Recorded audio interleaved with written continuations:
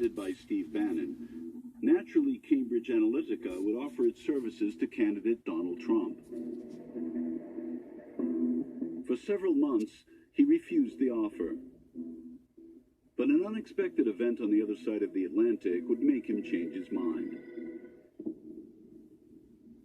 Total number of votes cast in favour of leave was 82,000.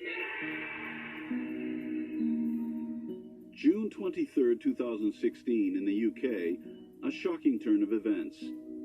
The British voted to leave the European Union by referendum. Nobody expected it. The Brexit camp had led a strong offensive campaign online. Thanks to whom? Cambridge Analytica. Carol Cadwallader met with Andrew Wigmore, Brexit's communication director, to ask him about their relationship with the psychometric company. So I went out for coffee with Andy Wigmore, and he was the one who told me that Nigel Farage, the head of UKIP, was good friends with Robert Mercer, with the Mercer family. So, and that sort of was like, oh, that was very interesting, because that wasn't in the public domain at that time. And he said that it was the Mercers who had introduced them to Cambridge Analytica and had suggested that they use their services. And Andy Wigmore said, he said, well, you know, we're all part of the same family. You know, they wanted exactly what we wanted. And so it was perfectly, you know, it was friends helping friends. So that's why Cambridge Analytica, we didn't give them any money. They were just happy to help us. By late June 2016, the partnership between Trump and Cambridge Analytica was a done deal.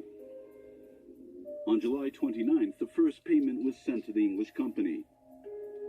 You can find it in the campaign accounts. With 4 payments between July and October 2016, Cambridge Analytica would receive nearly $6 million. At the same time, the Political Action Committee for Donald Trump, funded by Robert Mercer, would also pay $5 million to Cambridge Analytica. Ultimately, the English firm would receive $11 million to work with the Trump campaign. From August 2016, the Robert Mercer election-winning machine was running full speed ahead for Trump. All that was needed now was a strategy to put it to use in the American elections. Certainly the Trump camp, which includes Cambridge Analytica, saw something in the American electorate that the Clinton campaign and the media certainly did not see. Thanks to Cambridge Analytica's knowledge of the electorate, Trump's advisors would devise a highly targeted strategy based on the particularities of the U.S. voting system.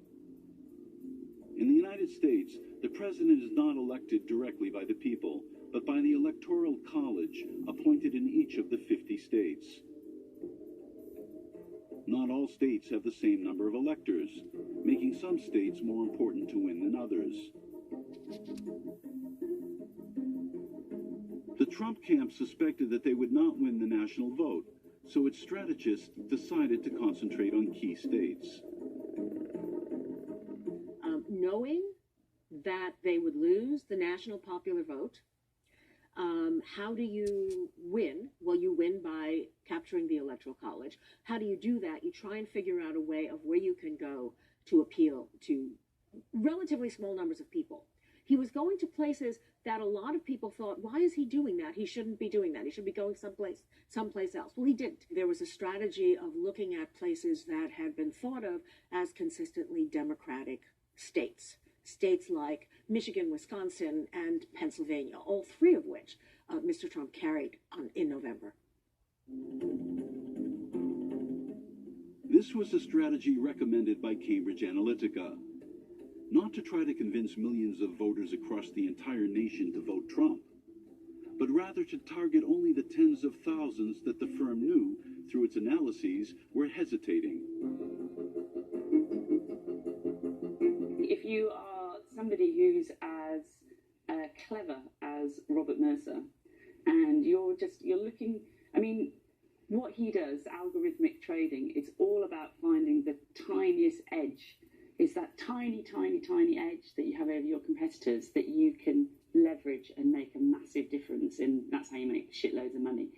And I think this idea of using data and the potential for manipulation through a platform like Facebook is that can just be enough to give you that edge that then you can exploit through things like fake news and all these other techniques and tactics. Here's the technique set in motion by the scientists at Cambridge Analytica. Using the information they had on the electorate, they defined 32 types of personalities throughout the country.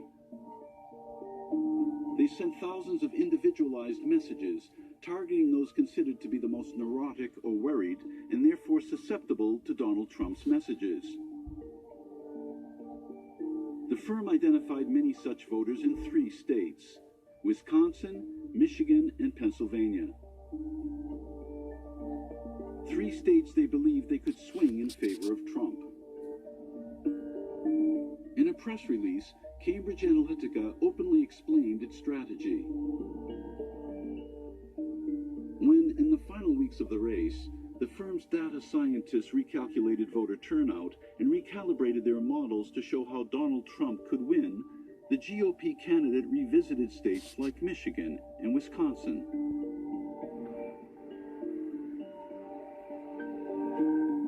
There remains one question that the English firm does not address. Just how did they reach these targeted voters? Well, they did it without their knowledge, using a little-known Facebook feature, Dark Post. L'idée, c'est qu'une entreprise ou une page Facebook. The idea is that a company or a Facebook page can put out a message for a specific population, Et que ce message soit seul. and that this message is only visible to that group.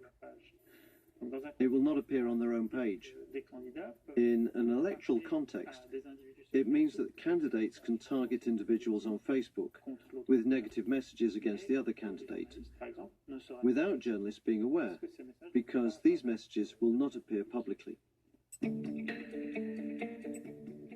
So dark posts are very personalized messages, visible only by the person for whom they are intended. How does it work exactly? Let's go back to Mr. X. Thanks to Cambridge Analytica, Trump's campaign knows he's in favor of carrying firearms. So, it will create a message just for him. Did you know that Hillary Clinton wants to take your gun away? And he'll receive this message in his Facebook news feed at a specific time, according to his habits and digital fingerprints. No one but him will see the targeted ad, and it will disappear a few hours later. There's no record of them. We got no way of investigating that. You have no idea who saw what. And this is democracy taking place in darkness. It's not democracy. If you're going to have a political debate, have it out in the open.